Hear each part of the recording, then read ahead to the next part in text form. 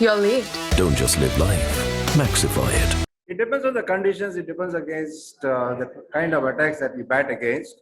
And it's very difficult to set a target mentally. See, it's very easy to lose a game in the first 15 overs. You may not win it. But in trying to be greedy and posting a huge score, you might suddenly lose a few early wickets and start looking down the barrel too early in the game. So you got to take this particular thing as it unfolds out on the field, and perhaps maybe take stock of the situation after the two-thirds of the 50 overs quota is finished, and then see what needs to be done. Yeah, as far as selectorial issues are concerned, I think it's only fair that I talk to them if required, and I talk to them directly. And in terms of what transpired in this series, it's very simple. The girls lacked the game time, and they were obviously short in terms of the mental stamina and the cricketing fitness. By that I mean it's not easy to come back after 15 months and play a one-day series and retain the focus and the intensity that is required to put the opposition under pressure. Yes, these things do happen. It happens to the best of players and the best of teams.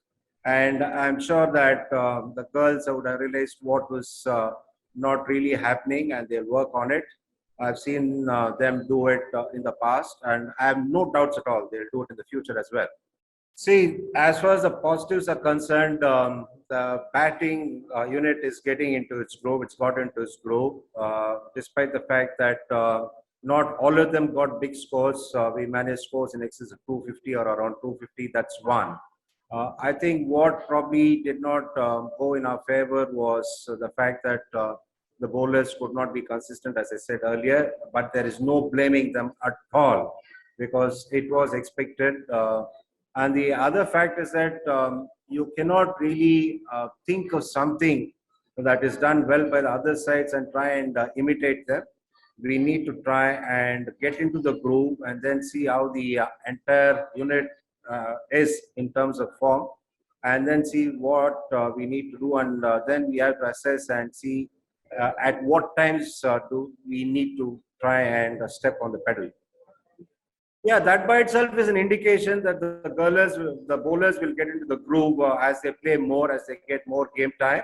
The fact that Rajeshwari has managed to do that coming into this game is a positive again. That's what I meant earlier when I said the bowlers need to get into their groove as far as bowling is concerned. That will only happen if they play more and more. Yes, this is something the girls will definitely work on, and we will plan quite a lot of activities going forward, which will also help them to achieve that. I'm sure it won't be too long before all of them get into their rhythm and perform as well as they can. The other fact is that we also wanted to play on flat tracks because that is something that we might come up when we go abroad. So it's all a part of them having to adapt and adjust to conditions that they may get when they go abroad and in major competitions. Yeah, from what I gather, she is sustained hip abductor strain, grade 1. That will be monitored, and all the necessary procedures are being followed.